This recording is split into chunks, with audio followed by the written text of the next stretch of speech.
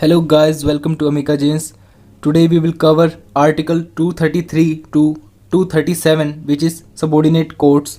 Guys, jurisdiction of Supreme Court and High Court already explained in previous lectures. You will get the link in description.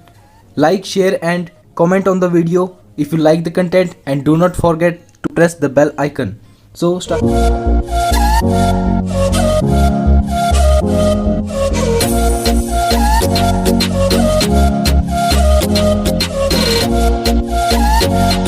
Starting with subordinate courts, Article 233, 237. Okay, हमने सबसे पहले supreme court पढ़ा, फिर हमने high court पढ़ा, फिर आज हम पढ़ने जा रहे हैं सबॉर्डिनेट कोर्ट्स. जो हाई कोर्ट के नीचे जो कोर्ट्स हैं वो इंक्लूडेड होते हैं सबॉर्डिनेट कोर्ट्स के अंदर, जैसे कि हमारे डिस्ट्रिक्ट कोर्ट्स होते हैं, ओके, या फिर ट्रिब्यूनल्स होते हैं.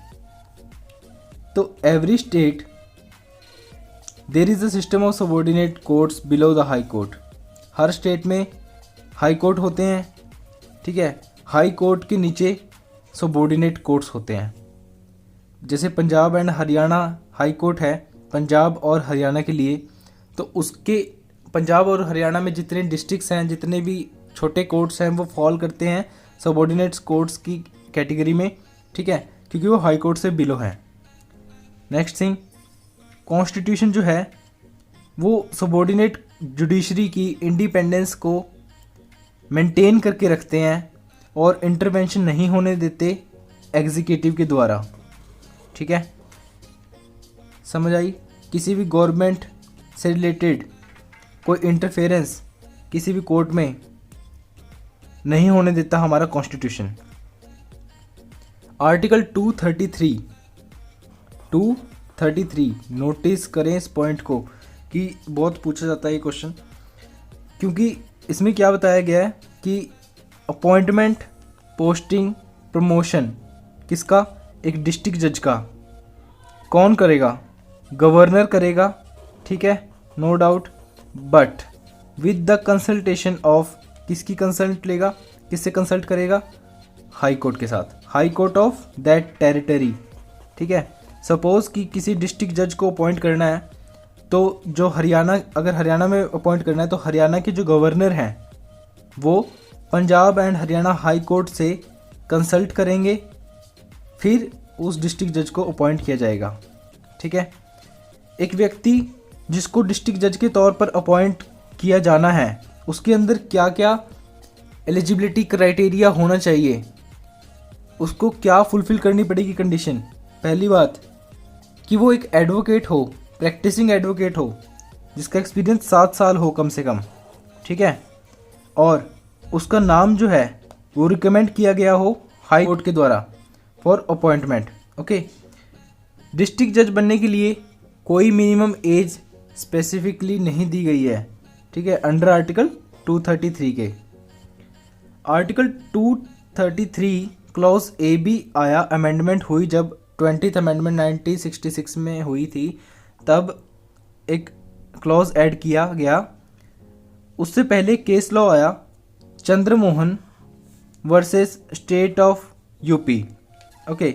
इस केस में क्या हुआ, यूपी के जो गवर्नर थे उन्होंने क्या किया, एक सिलेक्शन कमेटी को गठित किया कि वो क्या करेंगे, कैंडिडेट्स को सिलेक्ट करें for the appointment of district जज.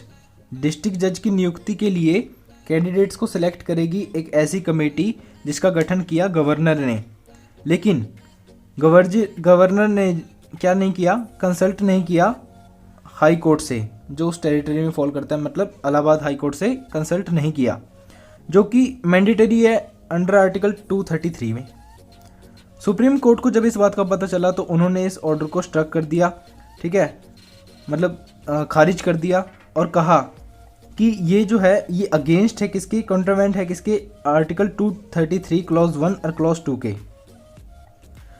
कोर्ट ने कहा कि ये जो कंसल्ट करने की जो पावर है, जो कंसल्ट करना चाहिए गवर्नर को हाई कोर्ट के साथ, ये स्पष्ट है, ये साफ है कि गवर्नर जो है उनको ये नहीं पता इस उस स्टेज तक ये नहीं पता कि किस व्यक्ति को डिस्ट्रिक्ट जज के तौर पर अपॉइंट करना चाहिए या नहीं चाहिए, जबकि हाई कोर्ट्स को इस बारे में ये माना जाता है कि बेटर पता है गवर्नर के मुताबिक।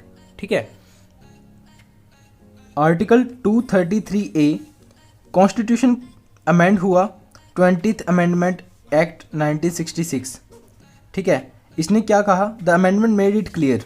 अमेंडमेंट ने ये हमें ये तो क्लियर कर दिया कि कोई भी अपॉइंटमेंट, पोस्टिंग, प्रमोशन या ट्रांसफ़र जो इस अमेंडमेंट से पहले हुआ था, ठीक है, 1966 की जो अमेंडमेंट थी, जो ये क्लॉज नहीं आया था, इससे पहले जो हुआ था, तो वो भी इलीगल या वॉइड नहीं होंगे अगर वो आर्टिकल 233 के अकॉर्डिंग नहीं भी हैं तब भी। देखो इस केस में कोर्ट ने हमें बता दिया कि अगर ये 233 के अकॉर्डिंग नहीं है तब ये इलीगल है, वॉइड है, और उस ऑर्डर को स्ट्रक कर दिया सुप्रीम कोर्ट ने, नो डाउट।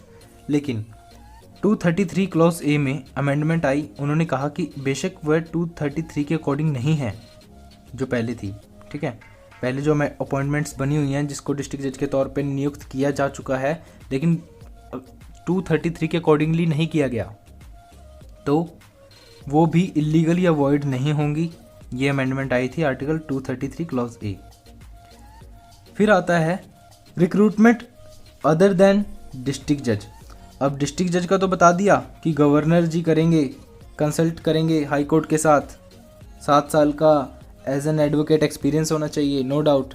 लेकिन जो डिस्ट्रिक्ट जज, ऐसा तो नहीं है कि सिर्फ जो कोर्ट होता है, सबऑर्डिनेट कोर्ट होता है, उसमें सिर्फ डिस्ट्रिक्ट जज ही होते हैं, और भी तो होते होंगे लोग, तो उनकी नियुक्ति कौन करेगा, कैसे करेंगे? तो इनको भी अपॉइंट किया जाएगा, कैसे? गवर्नर के द्वारा, with consultation of state public service commission. जैसे हमारे अपने हरियाणा में क्या होता है, Haryana public service commission, HPSC, okay, and high court of that particular state. ठीक है। जहाँ पर भी डिस्ट्रिक्ट जज से अलग किसी की नियुक्ति करनी है कोर्ट के अंदर, तो गवर्नर अपॉइंट करेंगे कंसल्ट करके, किसकी रिकमेंडेशन पर? स्टेट पब्लिक सर्विस कमीशन की और हाई कोर्ट की। ओके। अब कहते हैं कि जो कंट्रोल है हाई कोर्ट का, जो कंट्रोल है सबऑर्डिनेट कोर्ट्स पर, वो हम डिस्कस करेंगे आर्टिकल 235 के अंदर। ठीक है। हाई कोर्ट के पास पावर है कि वो कंट्रोल कर सकता है सबऑर्डिनेट कोर्ट्स को। ठीक है। इसमें केस आता है स्टेट ऑफ असम वर्सेस रंगा मोहम्मद।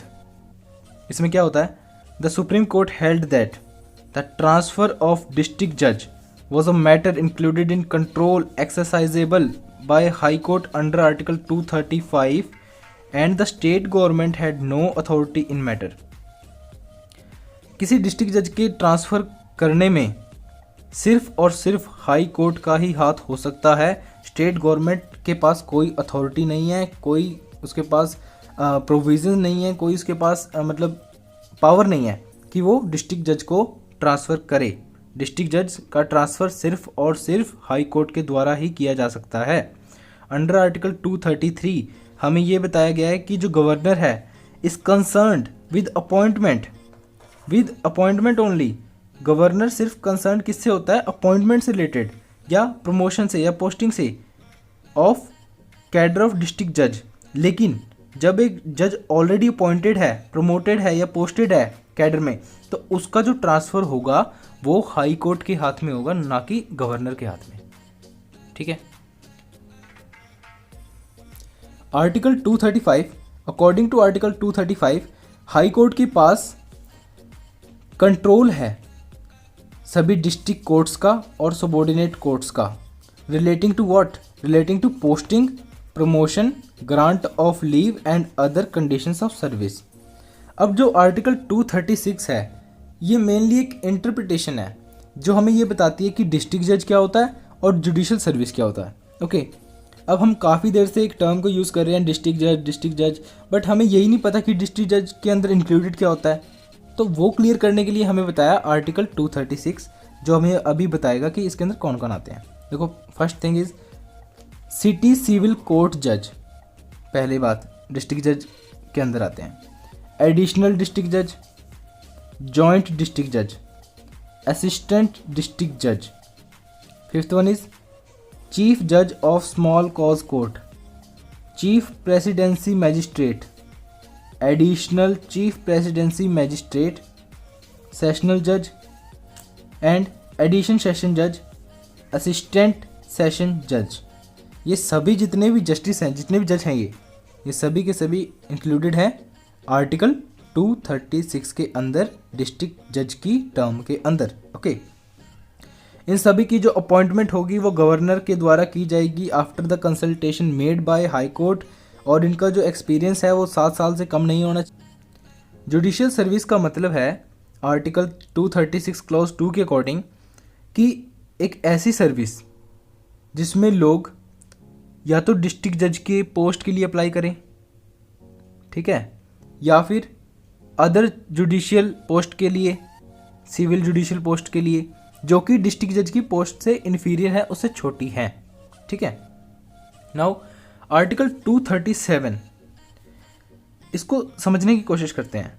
आर्टिकल 237 हमें ये बताता है कि पब्लिक नोटिफिकेशन के द्वारा गवर्नर जब कभी वो पावर्स, वो प्रोविजंस लागू करना चाहते हों किसी क्लास या क्लास ऑफ मैजिस्ट्रेट के ऊपर जो कि जुडिशियल सर्विस के द्वारा अपॉइंटेड व्यक्तियों पर लगती है, तो वो हमें बताया गया है आर्टिकल 237 के अंदर।